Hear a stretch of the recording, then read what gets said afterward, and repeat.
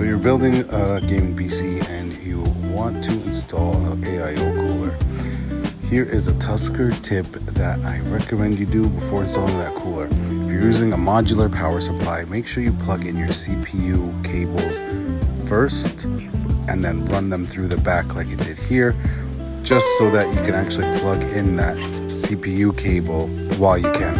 As soon as you mount that cooler, you're not gonna be able to reach it for the most part. All depends on the case. And if you don't feel like building the PC yourself, you can check us out at TuskerPCs.com. We have budget builds to high-end monsters.